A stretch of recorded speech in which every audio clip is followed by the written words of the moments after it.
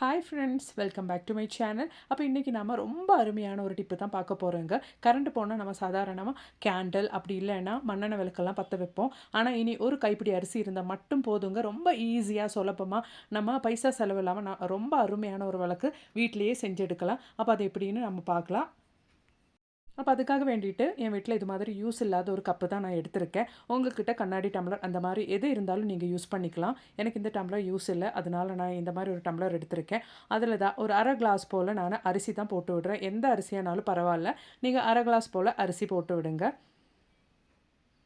இந்த ஒரு டிப்புனால நமக்கு ரொம்ப நமக்கு காசு மிச்சம் பண்ணலாங்க, கரண்ட் பில் மிச்சம் பண்ணலாம். இப்போ அரை கிளாஸு அரிசி போட்டு விட்டுருக்கேன். இப்போ அரை டம்ளர் தண்ணி, அதாவது இந்த டம்ளரில் மேல் பாகம் ஃபில் ஆகிற வரைக்கும் நம்ம கொஞ்சம் தண்ணி ஊற்றி கொடுக்கணும். அதுக்கப்புறமேட்டு நமக்கு தேவையானது ஒரு இது மாதிரி ஒரு அரை துண்டு கேண்டில் தாங்க நமக்கு தேவை.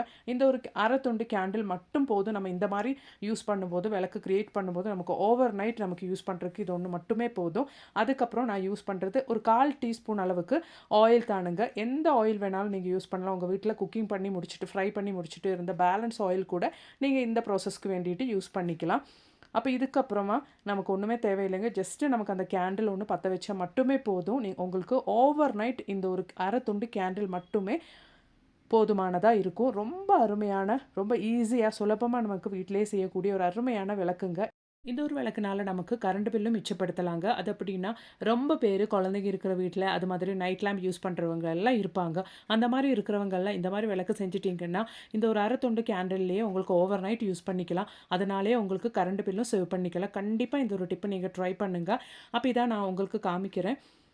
சாயந்தர டைமில் தான் இந்த விளக்கு நான் பற்ற வைக்கிறேன். இப்போ நைட் டைம் ஆகும்போது அந்த விளக்கில் எவ்வளோ அளவுக்கு கேண்டில் ரெடியூஸ் ஆகிருக்குன்னு மட்டும் பாருங்கள். இந்த வீடியோ உங்களுக்கு பிடிச்சிருந்தா மறக்காம என் சேனலுக்கு ஒன்று லைக் பண்ணி, அது மாதிரியே சப்ஸ்கிரைப் பண்ணி சப்போர்ட் பண்ணுங்கள். இப்போ பாருங்கள், சாயந்தரம் பற்ற வச்ச இந்த விளக்கு நைட்டு டைம் ஆயிடுச்சுங்க. ரொம்ப கம்மி அளவுக்கு கேண்டில் தான் ரெடியூஸ் ஆகிருக்கு.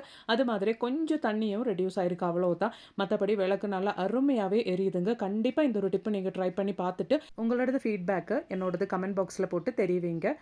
மறக்காமல் இந்த வீடியோவுக்கு லைக் பண்ணி சப்போர்ட் பண்ணுங்கள், சப்ஸ்கிரைப் பண்ணுங்கள். தேங்க்ஸ் ஃபார் வாட்சிங்.